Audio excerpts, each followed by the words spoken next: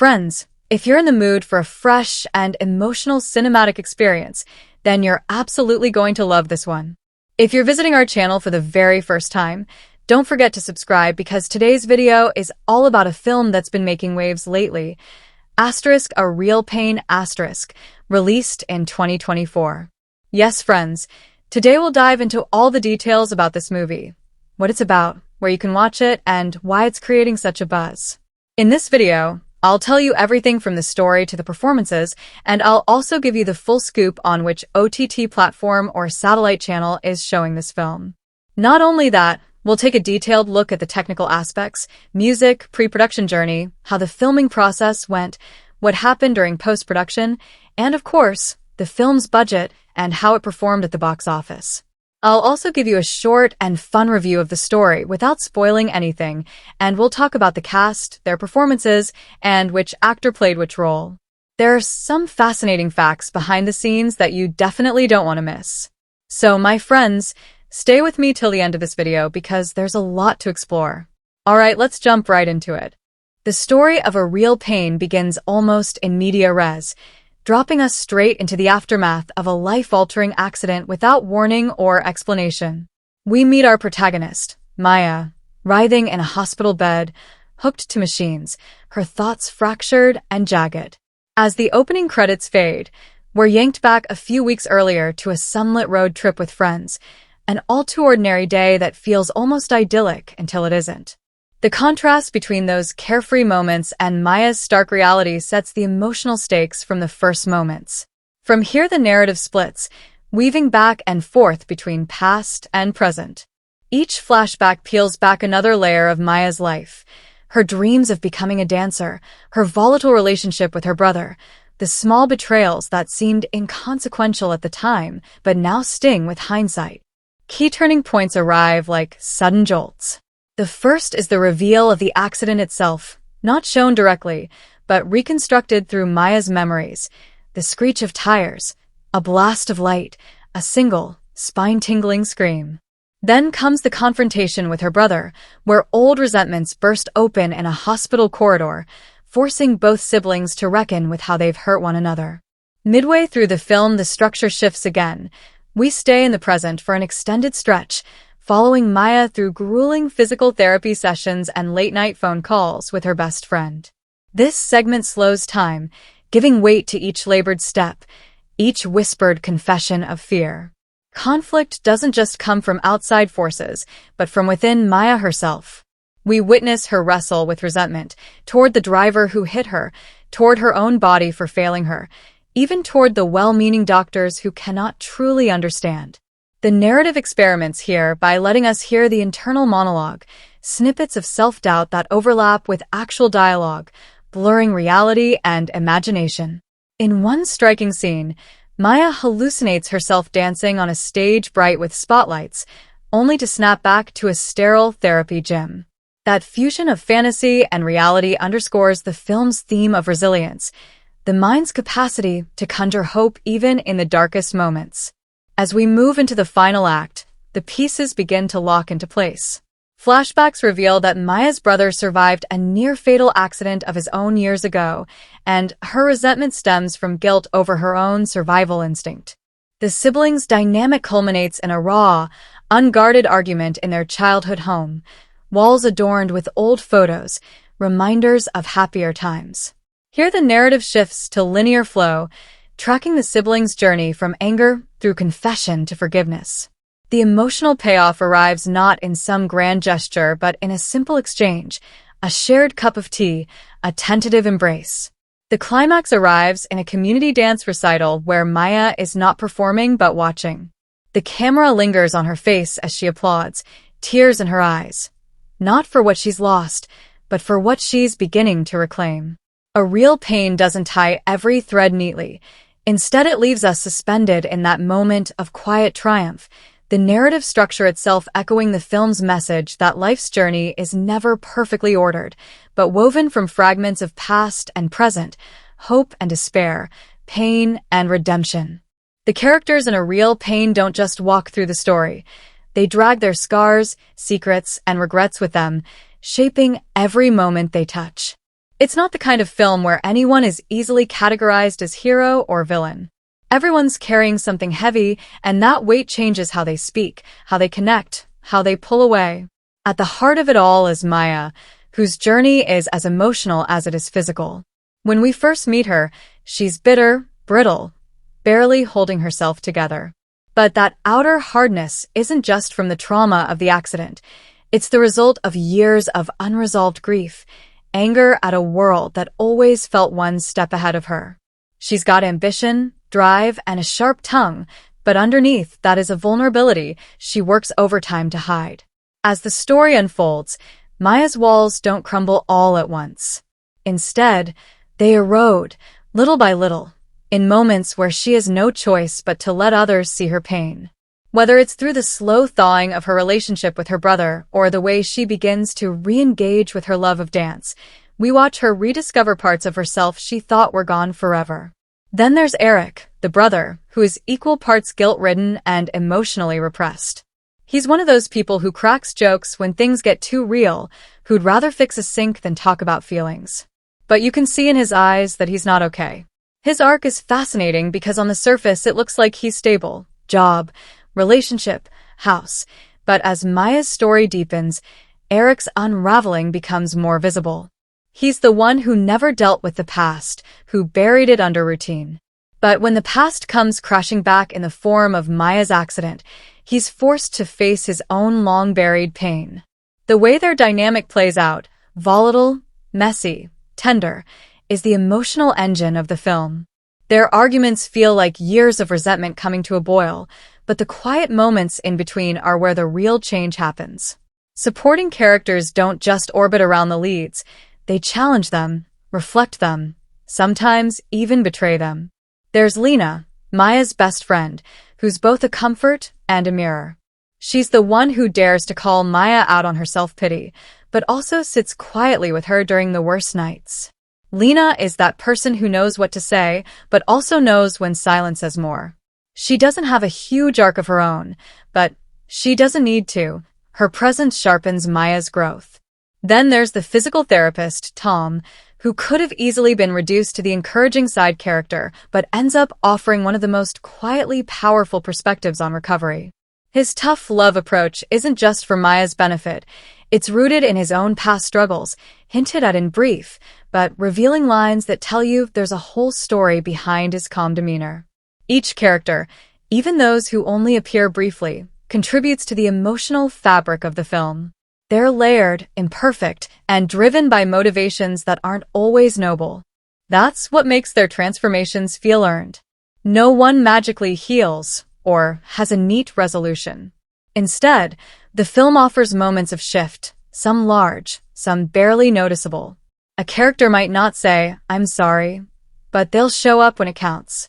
They might not confess their love, but they'll offer a knowing glance that says more than words ever could.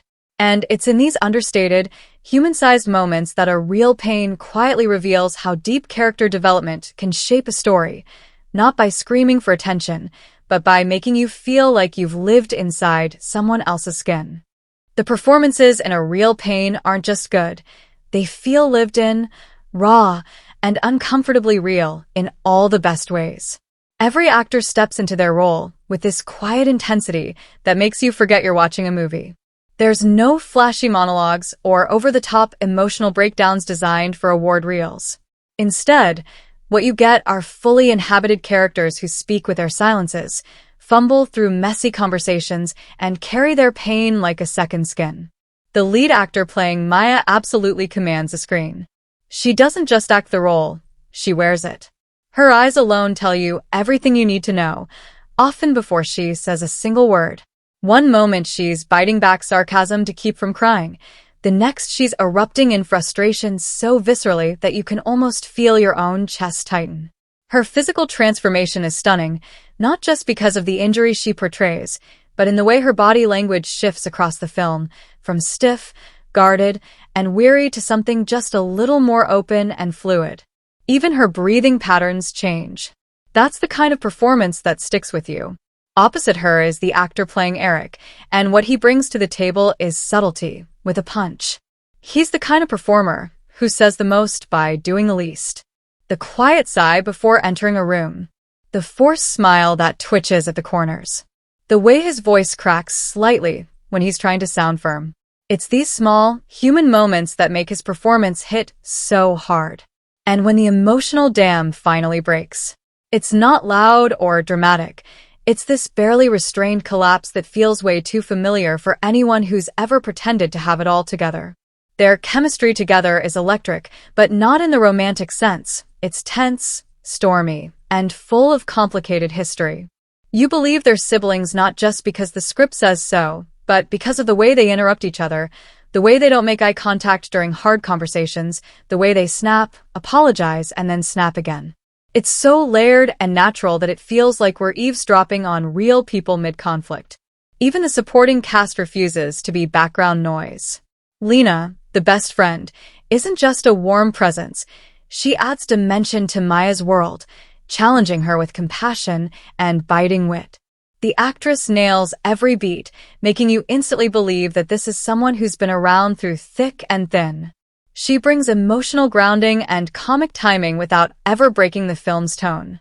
Tom, the physical therapist, is another standout. He could have been a one-note motivational type, but instead the actor gives him depth with a quiet world weariness that suggests he's seen a lot more than he lets on. Every piece of advice sounds like it was earned through his own battles, not just read from a script. The background characters, even those with only a few lines, feel like they have lives outside the frame. That nurse who checks in on Maya with a joke, the neighbor who awkwardly offers help, the dance instructor with a piercing look of recognition, they all add to the film's emotional atmosphere. No one feels like an extra. Everyone feels like part of this world. The entire cast operates with this shared understanding that grief, pain, and healing aren't linear. And because of that, every performance, no matter how small, feeds into the bigger emotional picture of the film. It's a collection of people quietly carrying their own stories, bumping into each other, and trying to make sense of it all, and the actors make that mess feel utterly, heartbreakingly real. The direction in A Real Pain is the kind that doesn't shout for attention but absolutely demands you feel something, deep in your gut.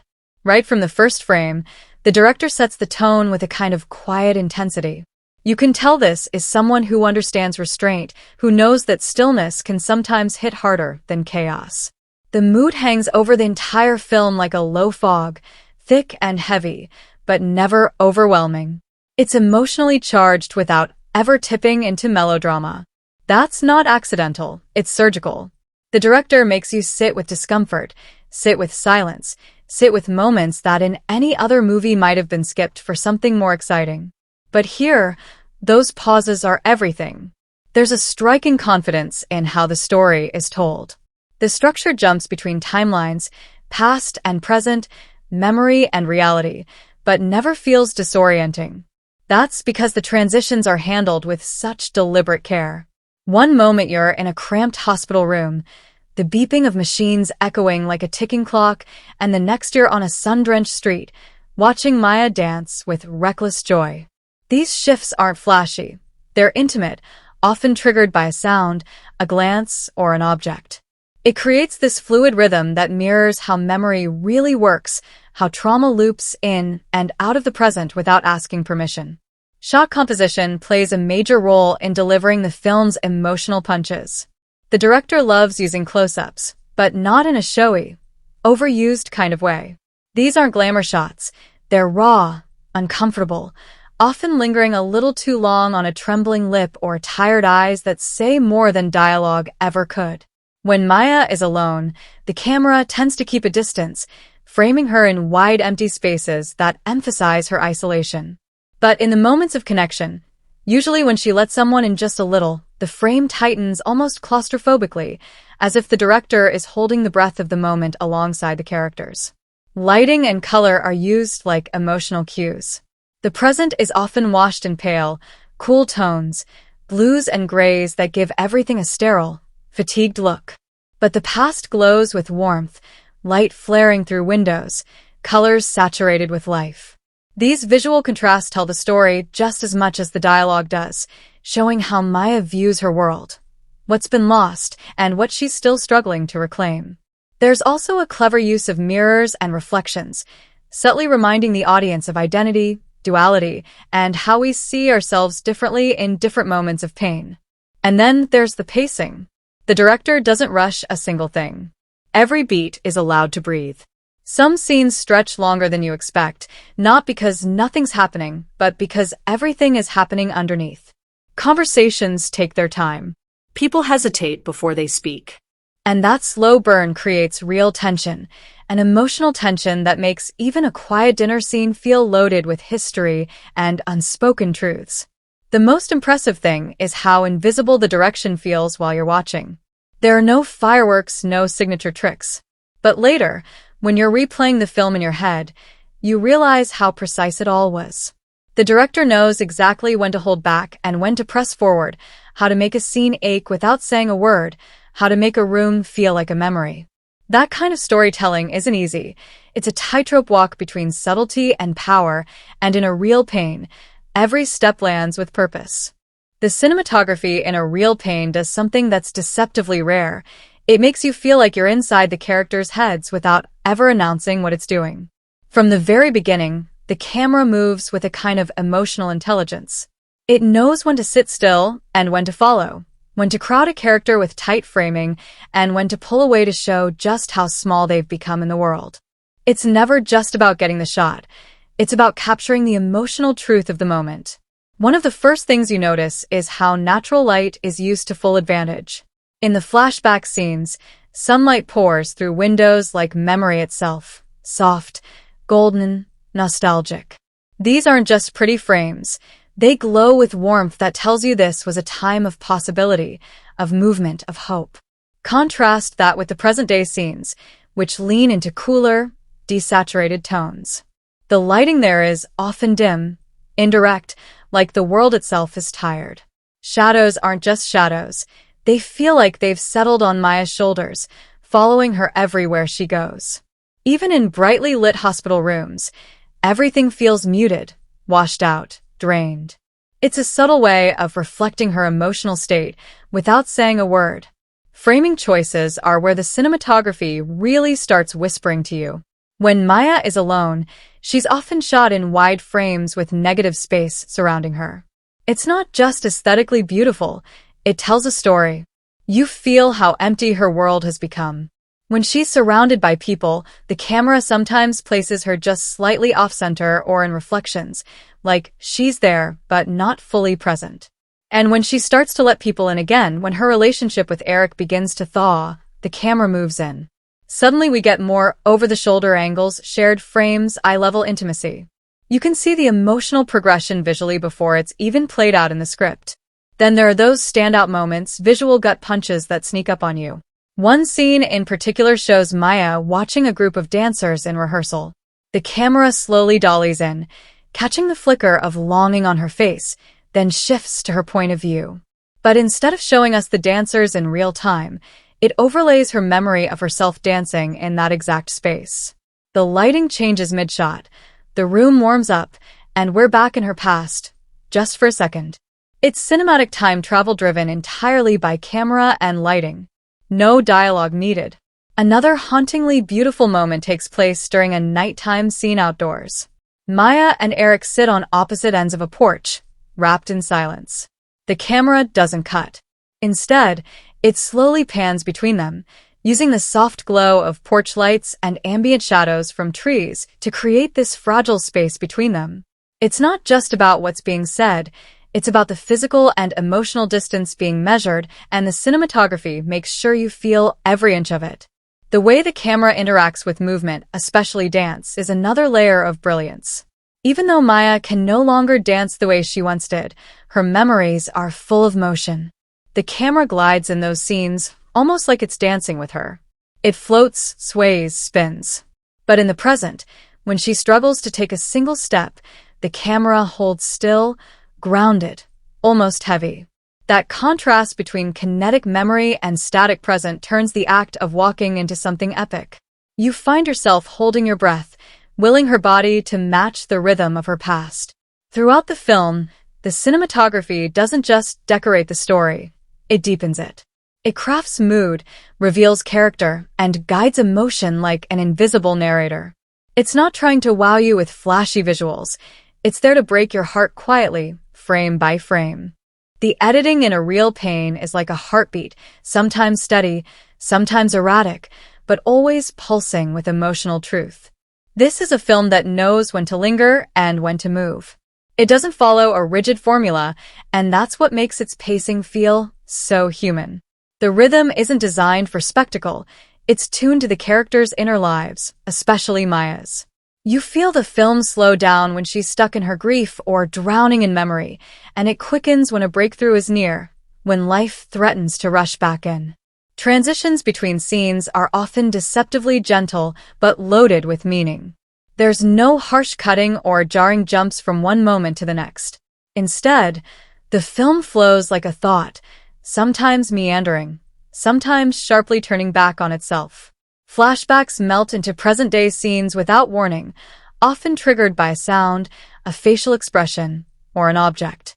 One particularly memorable example is when Maya is adjusting the straps of her leg brace, and it cuts seamlessly to her tying her ballet shoes from years earlier. It's the kind of edit that punches you with nostalgia and loss without needing a single word. That's the magic of good editing. It's not there to show off. It's there to feel. There are entire sequences where the film seems to exhale, especially during quiet moments between Maya and Eric. These scenes are allowed to stretch, to breathe, and that choice works in the film's favor. You need time to sit in the awkward silences, the unfinished sentences, the buried resentment.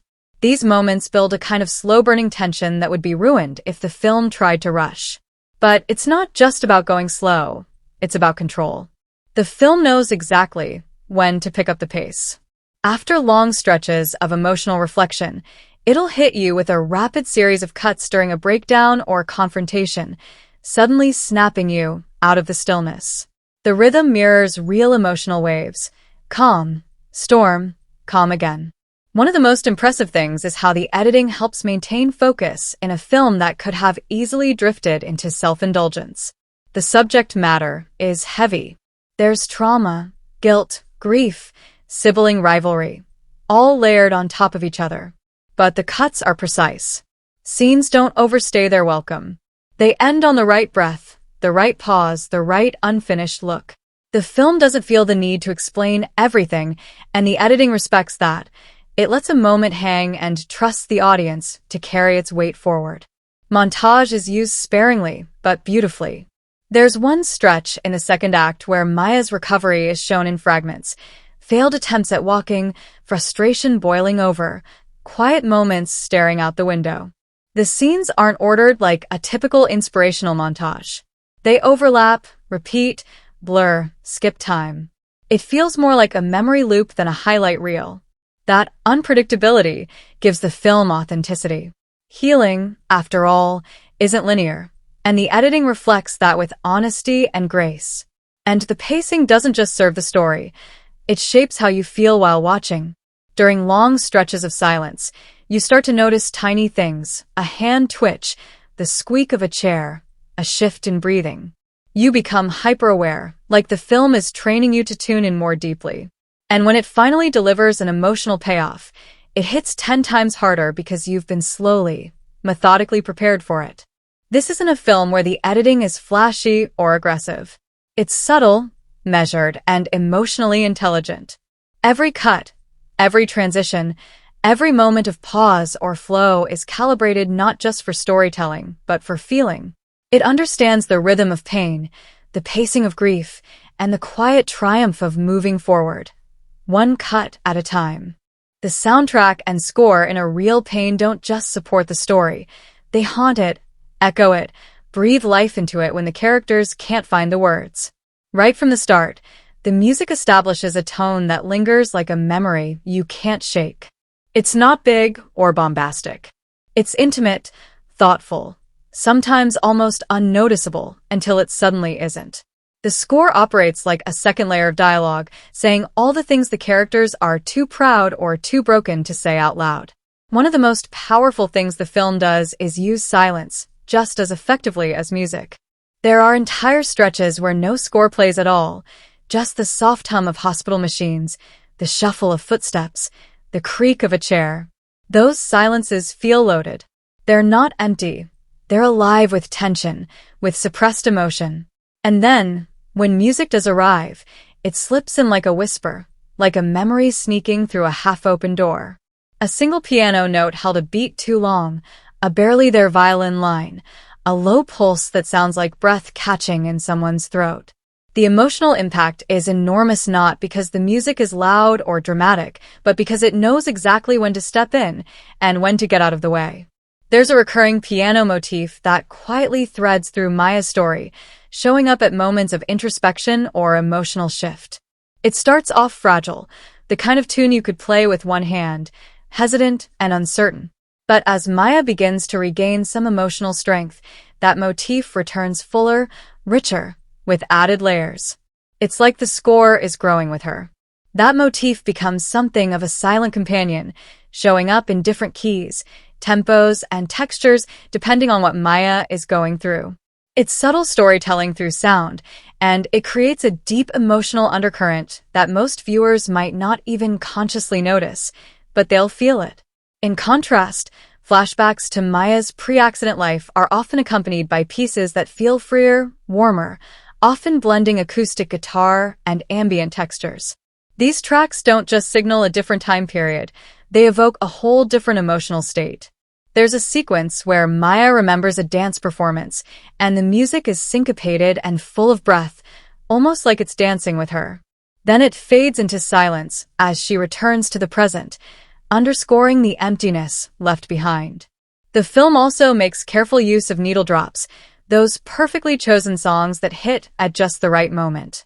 They're not stuffed into every montage or scene transition, but when they appear, they land with purpose. One particular scene involves Maya sitting in a car, debating whether to go inside and face someone she's been avoiding.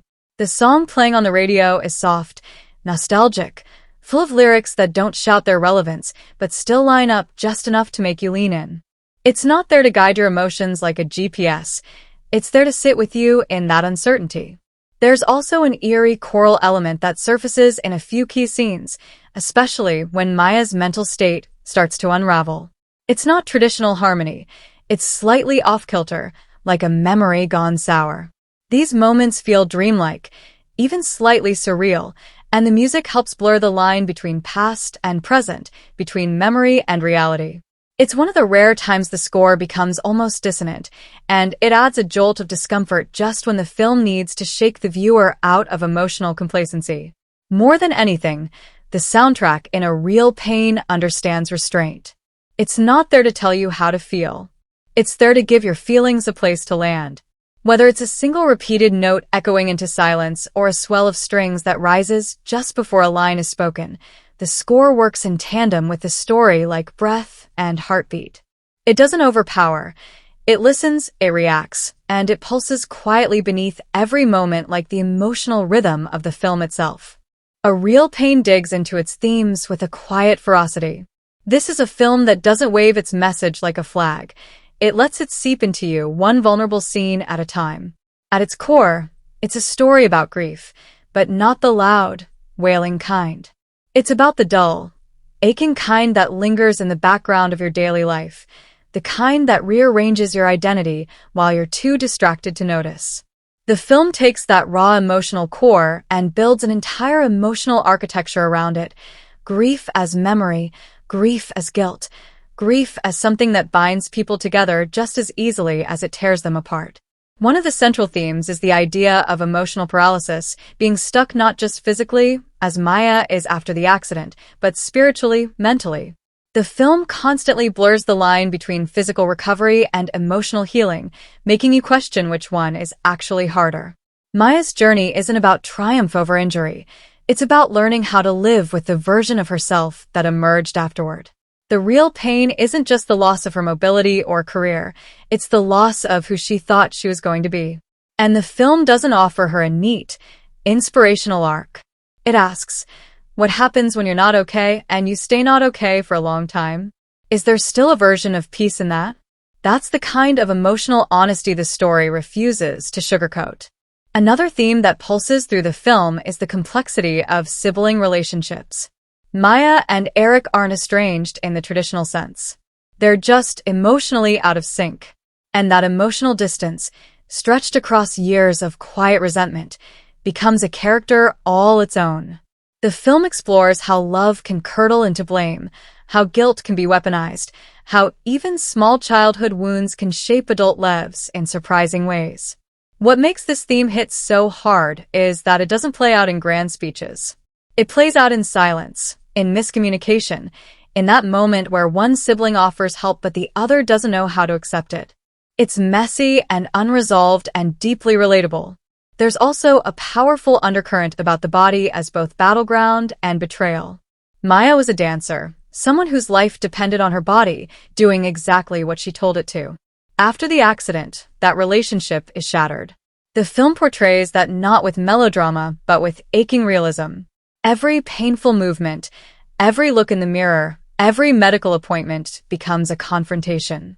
But it's not just about what her body can no longer do. It's about how society sees her now, how her identity has shifted in the eyes of others. It's about reclaiming agency, not by returning to who she was, but by redefining who she gets to be now. Memory plays another central role. How it comforts and torments, how it shapes us even when we're trying to move forward. The way the film weaves in flashbacks, triggered by objects, sounds, or dreams, reflects how memory can be both a lifeline and a trap. Maya is constantly pulled between the past and present, and the film asks whether healing means letting go of the past or learning how to carry it better. There's even an unspoken theme about emotional labor, about how women, especially, are expected to be strong, resilient, and quietly selfless in the face of trauma. Maya constantly battles not just her pain, but the expectations that she'll rise above it gracefully. The moments where she fails to do that, where she snaps, retreats, lashes out, are some of the film's most honest and powerful. They challenge the notion that strength looks like smiling through it. What makes the film's themes land so effectively is that they're never boxed in by tidy resolutions. A real pain doesn't force its characters into catharsis just to make the audience feel better. It leaves space for contradictions, for questions that don't have answers. And in doing so, it becomes less about what the characters learn and more about what we, as viewers, are forced to confront within ourselves. It's a mirror, not a message board. And the reflection it offers isn't always comfortable, but it's always real. Visual effects in a real pain aren't flashy, explosive, or designed to dazzle. They're the kind that slip under your skin because you don't notice them at first. This isn't the kind of film where cities collapse or creatures soar through the sky. Instead, the visual effects work in subtler, more emotional territory. They serve the story with a kind of invisible precision, enhancing memory, emotion, and the blurred line between reality and reflection. You're not watching VFX, you're feeling it. One of the most clever uses of visual effects in the film is how it manipulates memory. There are moments when Maya recalls her past, and instead of a sharp cut to a different time and place, the memory seeps into the frame. The lighting shifts, backgrounds dissolve, people fade in or out of the scene. It's not done with heavy CGI. It's a blend of compositing, color grading, and digital transitions that feel more like the way we actually remember things. In one scene, Maya stares at her reflection, and her past self briefly appears behind her, not as a ghost, but as a flicker of who she used to be. These moments don't scream visual effect, but they're crafted with the precision of VFX artists who understand how to bend reality just enough to make it feel poetic. There's also some beautifully understated digital work used to convey Maya's injury and recovery. Rather than relying on prosthetics or overdone makeup, digital enhancements subtly reinforce her physical limitations, bruising that fades over time, swelling that recedes, the occasional digital brace adjustment during physical therapy shots. These tweaks are so seamlessly blended into the natural lighting and textures of the film that you'd never know they weren't practical. That's the sweet spot of digital work. It disappears into the world rather than drawing attention to itself. But the film doesn't rely solely on digital tools.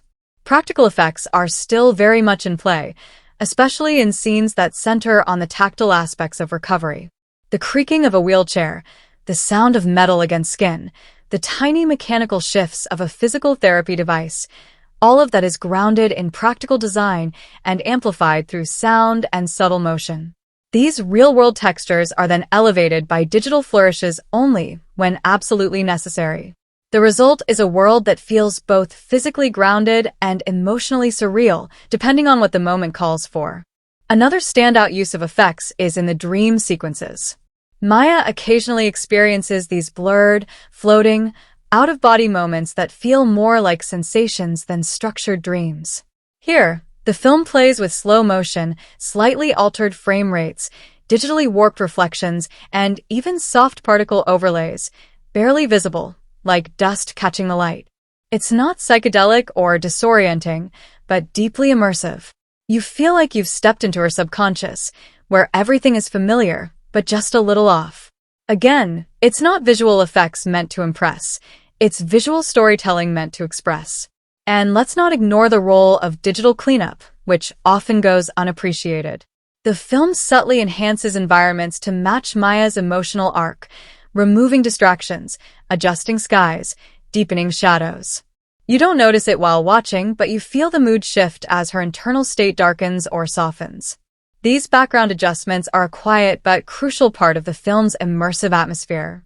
What's so refreshing is that none of the effects ever feel like a gimmick. They don't steal attention from the characters or the emotional core.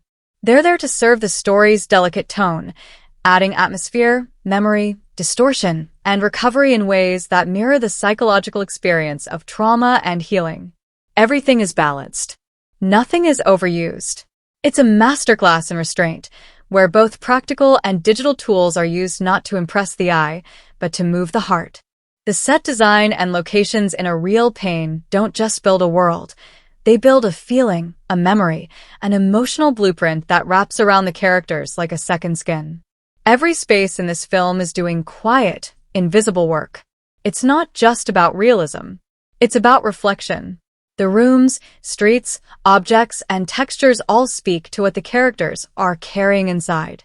You're not just watching people move through spaces. You're watching them bump into ghosts, into unfinished conversations, into versions of themselves they've been avoiding. Maya's hospital room, for instance, is more than sterile white walls and medical equipment. It feels like limbo. The lighting is flat, the decor is impersonal, but there are little details that creep in. Handwritten notes taped to the wall, a wilted flower in the corner, a pair of shoes untouched in the closet. These aren't random props, they're emotional markers. They tell us how long she's been there, how far she's come, and how hard she's trying to hold on to a version of normal. The room doesn't change much throughout the film, but our understanding of it deepens with every return. By the end, even the angle of the bed feels loaded with meaning. Then there's her childhood home, which acts like a time capsule no one ever got around to sealing properly. The kitchen still has the same chipped tile, the same creaky drawers, the same crooked family photos. It's comforting and suffocating all at once. The living room couch looks like it's absorbed decades of arguments and apologies, and you can practically feel the ghosts of family dinners lingering in the corners. This is a house that's frozen in emotional amber, and every set piece is a breadcrumb trail through Maya and Eric's shared past. There's one shelf packed with VHS tapes and dusty trophies, and in a single frame, you understand what they've both lost and what they still quietly cling to. The physical therapy center is another standout. It's cold, functional, filled with metallic equipment and rubber floors, but the production design finds ways to humanize it. Maya's progress is subtly marked not just in her movement, but in the changing environment around her. A motivational poster shifts positions. A new pair of training bars appears. Her reflection in the therapy mirrors becomes clearer, more confident. It's not just the therapy that evolves, it's the space, mirroring her growing presence within it. Flashbacks introduce warmer, more organic spaces, dance studios filled with scuffed floors and sunlight pouring through wide windows. These are the places where Maya once felt alive, and they're drenched in character. The props aren't just background noise, they're embedded with meaning. A worn-out pair of pointe shoes hanging on a hook. A water bottle with peeling stickers. A locker still decorated with old recital flyers. These details aren't loud. but they make the world feel lived in, real, and emotionally layered. They're like echoes of the person Maya used to be, gently reminding her, and us, of what's been left behind. Outdoor locations play a subtle, but significant role. There's a quiet scene where Maya and Eric walk down a residential street, one that feels completely ordinary, until you realize it's the same block they rode bikes on as kids. The houses haven't changed, but they look smaller now, more fragile. The sidewalk has new cracks. The tree they once climbed is dying. It's all still there, but just barely. That's the emotional weight of the locations. They're not just physical places, they're emotional landmarks. The world hasn't moved on in the way the characters hoped it would. Even seemingly minor settings, a diner, a gas station, a bathroom mirror, are designed with intention. A mirror isn't just a mirror. A coffee cup isn't just a cup. These are props with purpose, textures that add history to every scene. There's a lived-in quality to everything. Nothing feels like a set built for actors. It feels like a world that existed before the camera arrived and will keep existing long after the credits roll. The beauty of the set design in A Real Pain is that it doesn't scream for attention. It whispers. It's intimate, emotionally aligned, and soaked in memory. It doesn't just support the characters, it knows them. Every corner, every prop, every wall tells a story. Not the kind you read in dialogue, but the kind you feel in your chest. The dialogue in A Real Pain doesn't try to impress you. It tries to understand you. It doesn't chase punchlines or over-polished monologues. Instead, it moves with the rhythm of real life, where the pauses say as much as the words, where people talk around their feelings because naming them would hurt too much. It's raw, it's restrained, and when it hits, it doesn't just hit your ears, it lands in your gut. From the first few exchanges between Maya and Eric, you can tell the script has no interest in smoothing over emotional messiness. They talk like siblings who've known each other too long to sugarcoat anything, but not long enough to say what they actually mean. Their banter is quick, clipped, filled with years of unspoken tension disguised as sarcasm. A line like, "Don't act like this is new. You've always been an expert at leaving halfway," might just sound like a jab on the surface, but it's soaked in history, childhood arguments, broken promises, and all the resentment that's been bottled up until now. What makes the dialogue sing is that it never tries too hard to be clever. It lets moments breathe. There are scenes where characters talk over each other, trail off mid-sentence, or stumble through their emotions in a way that feels painfully honest. And then suddenly, just when you think the script is going to stay in that low simmer, it drops a line that stops you cold. A single sentence that feels like someone cracked open a character's chest and exposed everything they've been hiding. One of Maya's lines, "Every day I wake up and pretend I'm not grieving who I used to be," isn't shouted, it's whispered, but it lingers in your mind like an echo. That's the kind of writing that doesn't just move the story forward, it deepens it. There's also a wonderfully dry humor threaded through the dialogue, especially in the way the characters use it to deflect their pain. Eric, in particular, has a way of saying things that make you laugh and wince at the same time. When Maya questions why he didn't visit sooner, his response, "Because watching you hurt is easier from a safe distance," is both a coward's confession and a brother's heartbreak. The script gives its characters the room to be unlikable, flawed, and inconsistent. No one always says the right thing. No one wraps up a scene with a neat quote. And that's exactly what makes the conversations feel so believable. Even minor characters get their moments. A nurse delivers a quiet aside about how she watched her own sister slip away, and it's a single sentence that suddenly redefines her entire presence in the film. A neighbor casually mentions, "We don't knock around here. We just hope someone hears us." That line comes and goes, but it sits there in the background, a quiet metaphor for the emotional isolation every character in the film is battling. The brilliance of the script lies not just in what's said, but in what's left unsaid. The film leans into subtext, forcing you to read between the lines.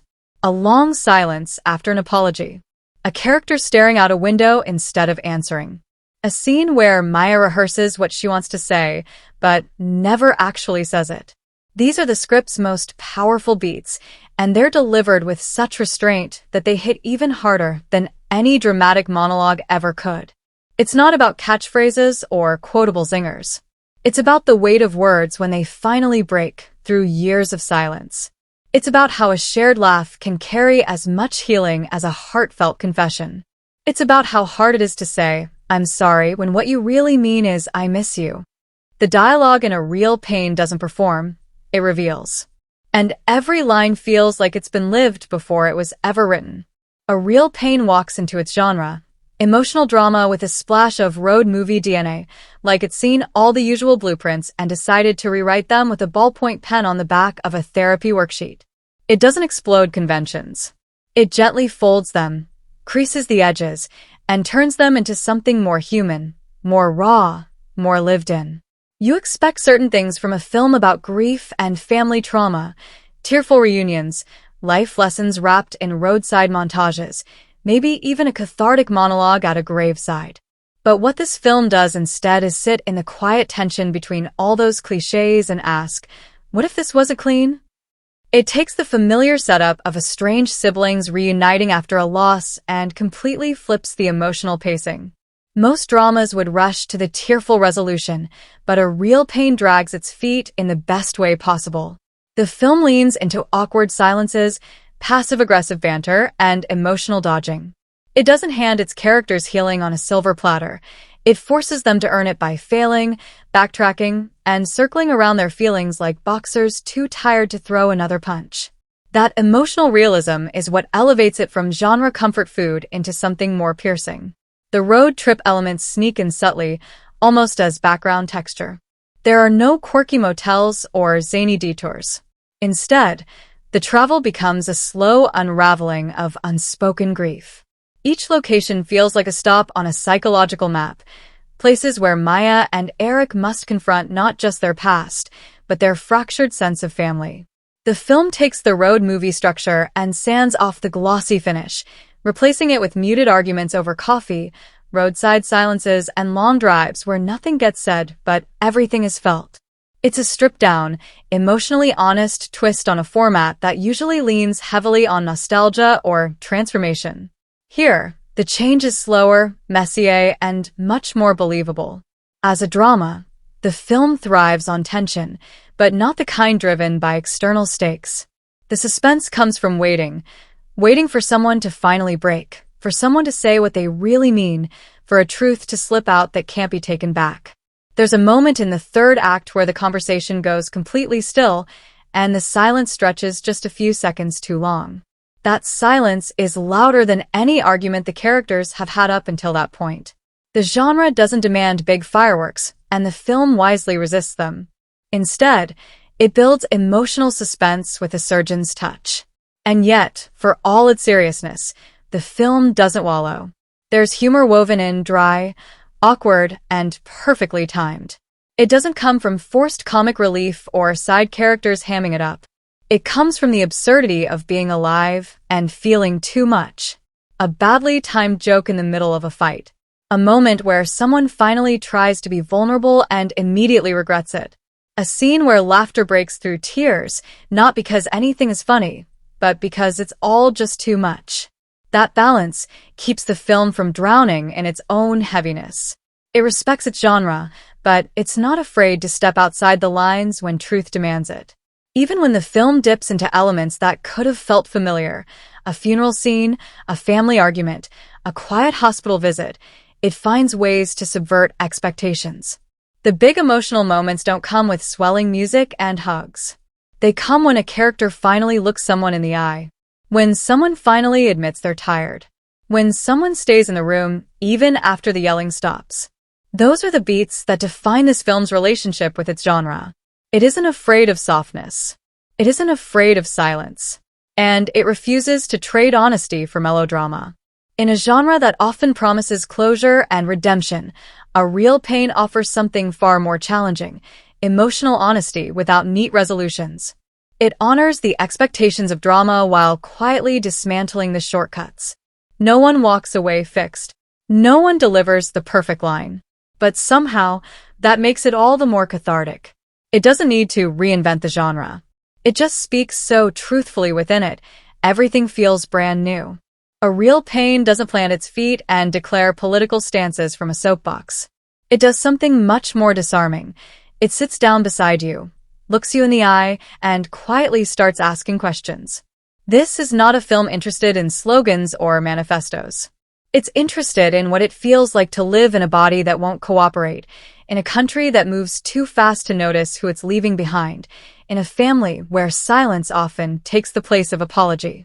The commentary is there, but it's woven so delicately into the narrative fabric that it feels like part of the character's bloodstreams. You don't watch it unfold. You feel it settle in.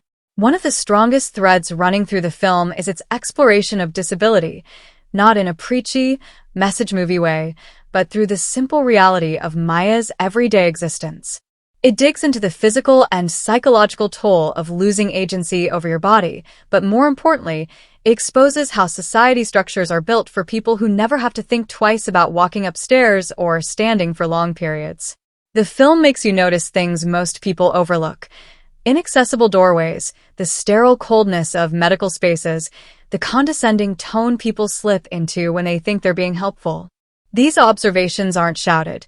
They're folded into the narrative like bruises under the skin. Maya's injury doesn't define her character, but it does define the way the world interacts with her now, and the film is brutally honest about how isolating and infuriating that can be. It also unpacks the emotional labor often expected of women, especially in moments of trauma. There's this unspoken pressure for Maya to be composed, resilient, graceful in her pain. And when she doesn't live up to that, when she lashes out or breaks down, the reactions around her reveal a subtle gender dynamic, one where her anger is treated as irrational, her sadness as inconvenient. The script never spells this out, but you can feel it in the way people flinch when she raises her voice, or the way her vulnerability is sometimes met with quiet judgment. It's a quiet but biting commentary on how women are expected to manage not only their own emotions but everyone else's discomfort around those emotions too. Family dynamics also serve as a microcosm of broader cultural patterns. Maya and Eric's relationship is soaked in emotional repression. They've inherited a legacy of not talking about things, of bottling up trauma, of solving pain by simply moving forward and never looking back. The film doesn't blame them. It shows how this emotional stoicism is passed down like an heirloom. And in doing so, it brushes against a larger cultural critique, how entire generations are taught to survive rather than feel, to endure instead of heal. It's subtle, but you sense the weight of tradition and unspoken expectations pressing down on both of them. There's also a quiet commentary on class and healthcare. Maya's treatment isn't depicted as some sleek, tech-laden miracle. It's bureaucratic, exhausting, and at times humiliating. The film doesn't romanticize recovery. It shows the scheduling battles, the insurance forms, the long waits in uncomfortable chairs. It paints a stark picture of what it means to navigate a medical system that doesn't always treat you like a person. Again, none of this is handled with dramatic speeches or big courtroom moments. It's all in the daily grind, the sighs, the silences, the fatigue. Even the setting, sometimes urban, sometimes drifting through small towns, feels like a quiet critique of modern loneliness. The film captures this in-between America, the kind of places where the paint is peeling and people still smoke outside grocery stores. There's a sense that life keeps moving forward, but not necessarily getting better. You see it in the background. The waitress who seems too tired to smile, the neighbor who keeps their curtains closed all day, the medical staff that's friendly but emotionally checked out. These aren't caricatures. They're glimpses into a broader cultural mood of fatigue, detachment, and emotional numbness. What makes the film's commentary so effective is that it never tries to dominate the story. It lets the story carry the weight naturally. You don't walk away quoting big moral takeaways. You walk away chewing on feelings, on uncomfortable truths, on things the film never directly said but absolutely made you feel. It's not about what the movie thinks. It's about what it dares you to see in yourself and the world around you. And that's where its power lies. Not in the clarity of its message, but in the depth of its empathy. A real pain doesn't just want your attention, it wants your participation. It's the kind of film that sneaks up on you with its stillness, then lands emotional punches when you least expect them. It's not loud, it's not fast, and it never panders. But if you've ever felt disconnected from someone you love, or tried to rebuild yourself after something shattered, this film is going to crawl under your skin and sit there long after the credits roll. You won't just watch it, you'll feel like it's watching you too. Audience engagement here isn't built on spectacle or twists. It's built on emotional honesty, so sharp it feels personal. The most intense reactions don't come from big reveals. They come from tiny, intimate moments. A long pause in a hospital hallway. A sibling nearly saying, "I need you," but swallowing it instead. A sudden memory cutting through the present like a knife. These are the moments that leave viewers leaning forward, holding their breath, gripping armrests not from tension, but from recognition. That's the real power of this film. It reflects pieces of people's lives back at them with such specificity that it feels like a mirror. There are laughs, but they're the kind you let out half nervously because you've been in that exact conversation. The humor is dry, awkward, beautifully human. A badly timed joke during a serious moment. A quiet sibling roast that hits just a bit too close to home. These little jolts of levity don't just relieve tension, they make the characters feel alive. And every time the film makes you laugh, it sharpens the emotional blow that usually follows. You're off guard, your heart is open, and then, boom, a line lands, a silence stretches, and suddenly you're blinking hard and wondering how a film so quiet just wrecked you. What really draws people in is how real the dynamics feel. There's no villain here, no tidy resolution, no one who's entirely right or wrong. The film makes you choose sides and switch them. It invites you into family wounds that are messy and unresolved and says, "Here, sit with this." And you do. You stay in that discomfort because it feels true. That truth triggers reflection. People don't just watch this film and move on, they talk about it. They bring it up days later, mid-conversation, unprompted. It starts debates about blame and forgiveness. It unearths stories people haven't shared in years. That kind of emotional aftershock doesn't come from plot, it comes from connection. It's also the kind of film that rewards a second watch. The first time through, you're caught in the emotion, following Maya's pain, decoding Eric's defensiveness, feeling the weight of the silence between them. But on rewatch, you start noticing the details. A look held just a second too long. A prop that's not just background, but loaded with meaning. The score swelling at exactly the moment a character almost changes their mind. It's like peeling layers off the same experience, and each time, it cuts a little deeper. And then there are the audience members who'll just quietly sit in the theater or their living room, unable to speak for a minute after it ends. No clapping. No commentary. Just sitting. Feeling. That's not because the film stuns with spectacle, it's because it speaks to something that doesn't get talked about enough. Pain that lingers. Love that's broken but still there. The effort it takes to hold on when letting go would be easier. You don't walk away from that with a clever one-liner. You walk away quiet, maybe a little broken, maybe a little more seen. A real pain doesn't just entertain. It engages your past, pokes at your present, and asks questions your heart isn't always ready to answer. And that emotional grip? That's what makes it unforgettable. Comparing a real pain to others in its genre is like comparing a handwritten letter to a viral tweet. They might exist in the same emotional landscape, but this film slows everything down, digs deeper, and demands your full attention. At first glance, it might seem like it's in familiar territory. Wounded siblings, past trauma, a healing road trip. But while many dramas chase catharsis with orchestral swells and big speeches, this one whispers its way into your psyche. It doesn't rely on formulaic resolution or forced breakthroughs. It leans into the uncomfortable, the unresolved, the silences between people who love each other but don't quite know how to show it. If you hold it up next to something like Manchester by the Sea, you'll notice the emotional terrain feels similar, grief as a quiet, constant presence rather than a narrative climax.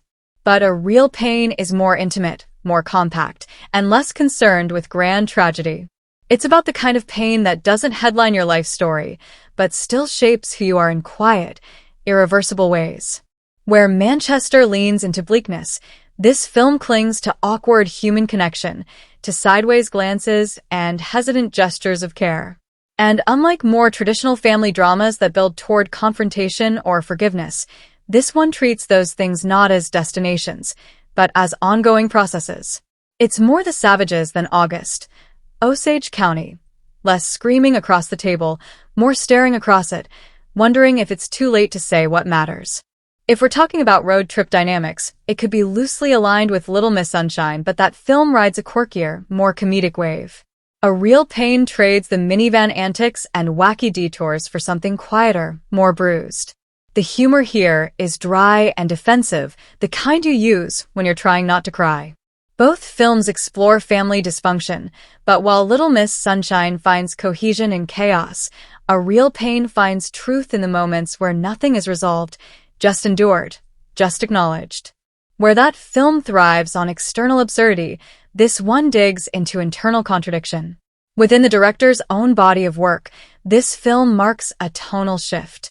Known primarily for sharply witty screenplays and emotionally observant ensemble pieces, this is perhaps the most stripped-back, vulnerable storytelling we've seen.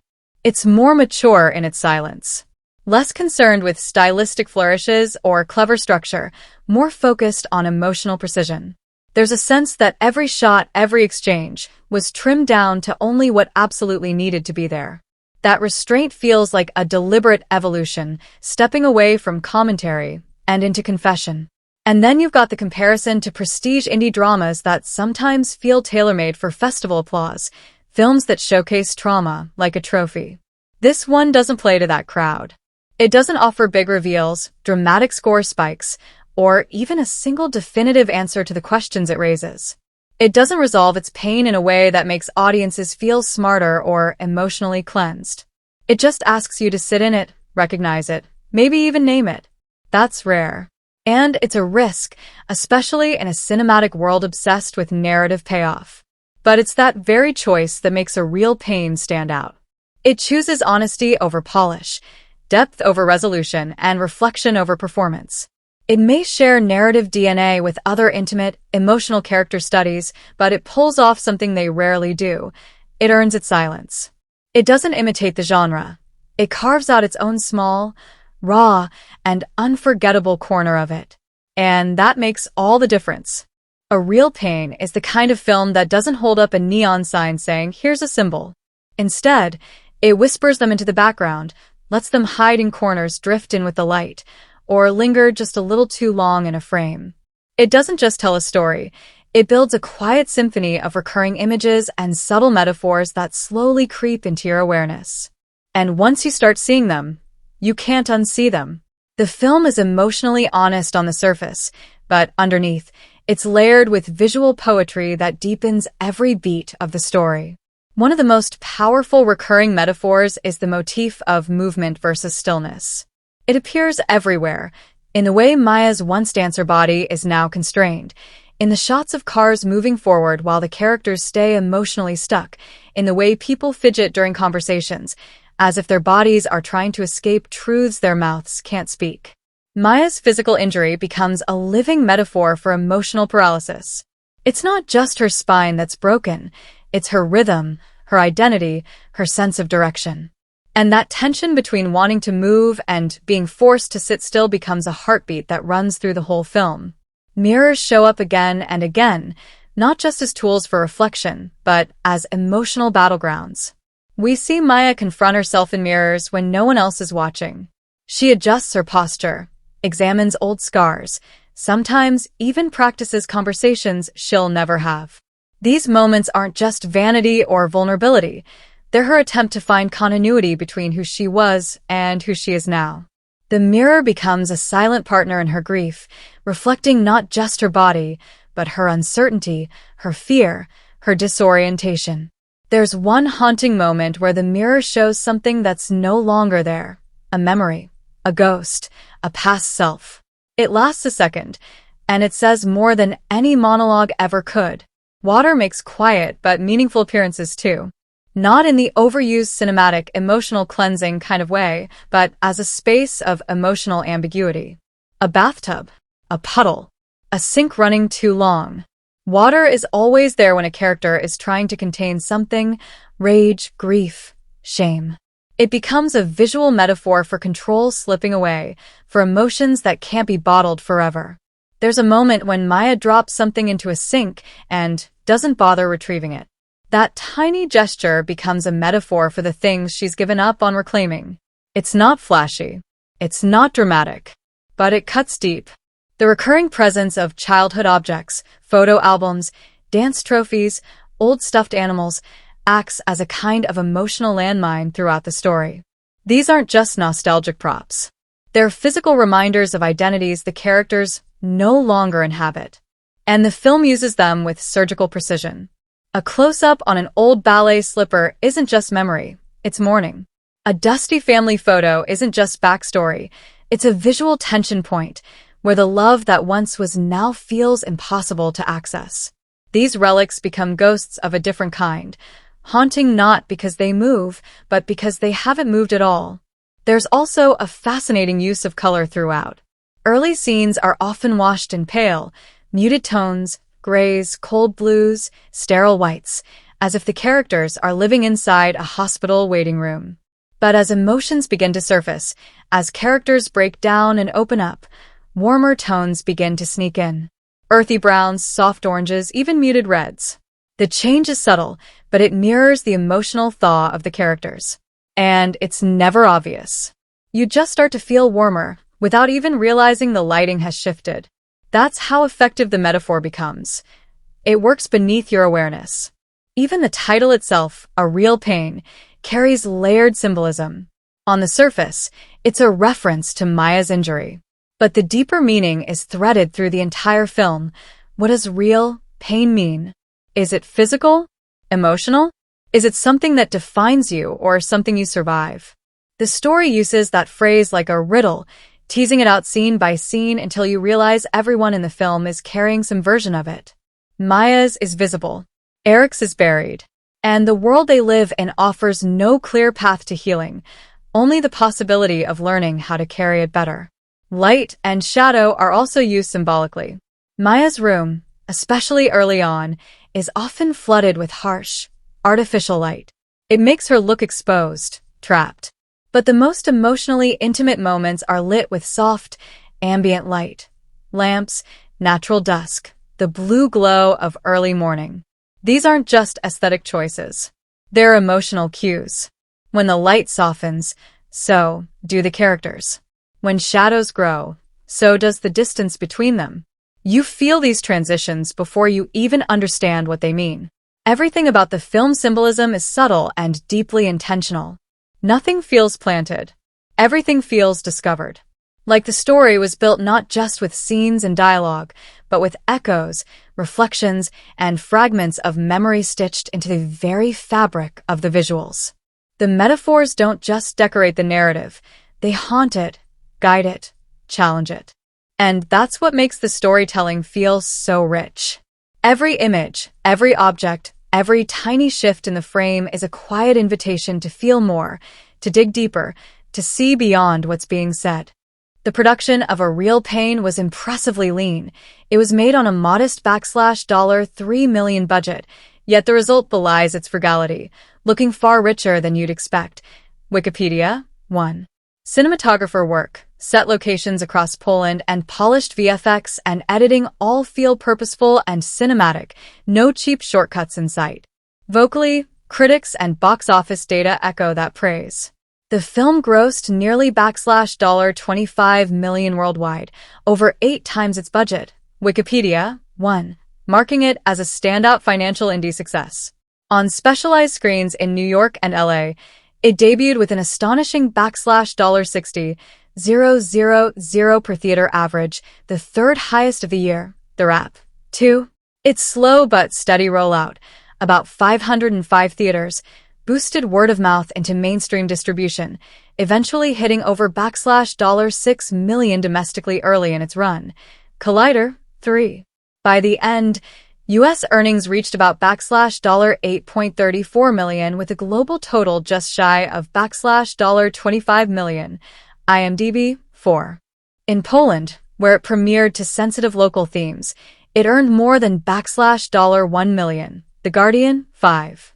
However, Its India release faced limitations, theatrical screens were few, and marketing underwhelmed, leading to barely 0.70 crore Indian rupees, is almost equal to $85,000 over its run. Pinkvilla 6. Financially, A Real Pain showed what smart indie filmmaking can accomplish. Critical acclaim, festival awards, Oscar buzz, and solid box office returns, all without blockbuster budgets or massive marketing campaigns. Its success reflects a perfect storm: tight production, powerful performances, awards momentum, and strategic distribution. No spectacle, no splash, but real cinematic impact, both artistically and economically. 1. https://en wikipedia.org/wiki/a_real_pain?UTM_source =ChatGPT.com A Real Pain. 2.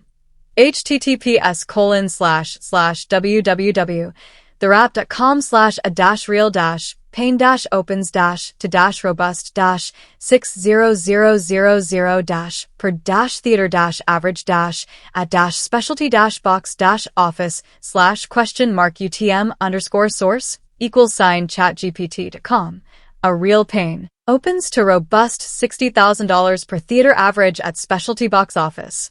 The Wrap. 3. https://collider.com/a-real-pain-global-box-office/6-million/??mark-UTM_source=ChatGPT.com A Real Pain is having a pleasing run at the global box office. 4. https://www.imdb.com/title/TT21823606?UTM_source=ChatGPT.com A Real Pain 2024 IMDb. 5. https://www.theguardian.com/film/2025/APR/11/how-dash-real-pain-was-received-and-Poland-Jesse-Eisenberg??mark A collective sigh of relief how Jesse Eisenberg's A Real Pain went down in Poland. 6. https://www.pinkvilla.com/entertainment/box-office/box-office Jesse Eisenberg and Kieran Culkin's A Real Pain strives to find support in India after being bestowed by love across the world UTM_source equals box office. Jesse Eisenberg and Kieran Culkin's A Real Pain strives to find support in India after being bestowed by love across the world. Pinkvilla. A Real Pain doesn't belong to a franchise, and it's not a historical reenactment, but it is deeply rooted in personal and cultural history, the kind that isn't told in textbooks, but passed down in glances, regrets, and half-finished conversations. The historical weight this film carries isn't the grand, sweeping type with kings, battles, or revolutions. It's intimate, familial, and quietly devastating. It reaches back into the past not to chronicle events, but to understand how those events ripple through generations. The most immediate layer of historical context woven into the film is the Holocaust. But this isn't a Holocaust film in the traditional cinematic sense. There are no camps, no war zones, no sepia-tone flashbacks. Instead, the trauma is generational. The characters are descendants, not survivors, and they carry with them a history they didn't live through but have nonetheless inherited. That's a much more difficult, more emotionally slippery thing to capture. And yet the film does it by making memory feel physical. The ghost of historical trauma isn't presented through exposition. It's felt in the silences, the rituals, the strained family dynamics, and the cultural unease that never fully leaves the room. There's a recurring thread of identity in the story, not as a loud declaration, but as a quiet confusion. The characters struggle with their connection to Jewish heritage, with what it means to remember something that's been handed down in fragments, through stories, guilt, and silence. Maya and Eric don't necessarily want to be defined by history, but the film gently insists that history has already shaped the way they see the world, even if they resist it. It's in their humor, their fears, the way they handle pain.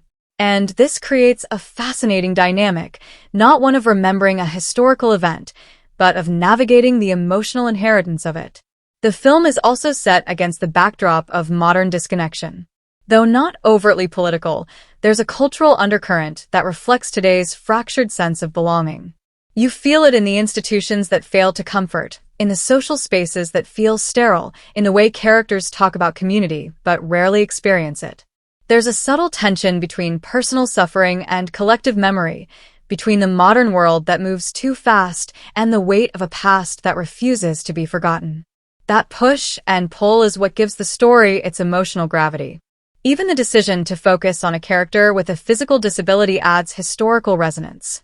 The way Maya's injury is treated, by doctors, family, strangers, reflects shifting cultural attitudes toward body, autonomy, and trauma.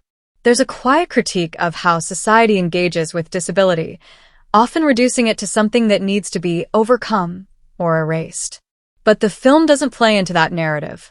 Instead, it aligns with a more modern, more honest exploration of how injury alters not just movement but identity.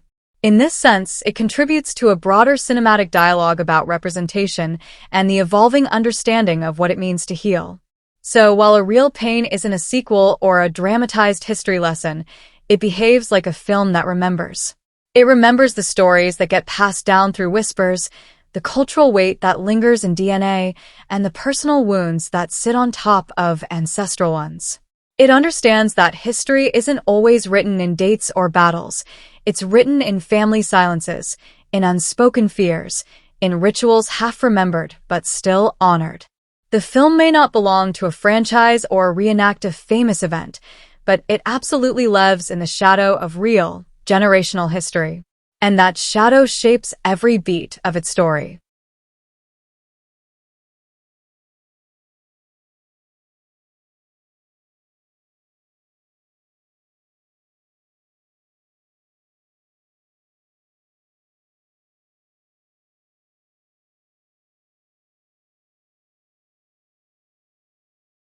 Here's where you can catch a real pain and the best ways to experience it. If you want a smooth, full experience, streaming on Hulu is your go-to. It's available in HD, even Dolby Atmos, as part of your regular subscription. This version gives you a theater-like vibe from home. No interruptions, just the film's range of humor and heart intact. Prefer to rent or buy? You've got solid digital options. You can rent it in 4K for about $3.99 on platforms like Amazon Prime Video, Apple TV, Google Play, or Microsoft Store. You can buy the 4K version for roughly $19.99 on those same platforms. You can also grab a Blu-ray and digital combo released in early February if you're a disc collector. It also occasionally appears bundled in special deals, like the Hulu Plus Disney Plus package, but the single-platform Hulu option remains the simplest. Still in theaters? It hit limited release on November 1st, 2024, expanding mid-November. Though now mostly out of cinemas, you might still find it in select art house or play it again retrospectives. Best way to watch for maximum impact: settle in on Hulu, HD plus Atmos. No clutter, no stop-start. The film's emotional texture, soft piano, intimate dialogue, cinematic framing, is best felt in a dark room with good speakers. If you want the highest visual fidelity and have the hardware, the 4K rental or purchase versions are superb, lending extra depth to those warm contrast scenes in Poland and the nuanced family moments. Every format has its charm. Hulu for emotional ease, digital 4K for visual splendor, Blu-ray for a collectible experience. Choose your vibe and let Jesse Eisenberg's heartfelt journey carry you through.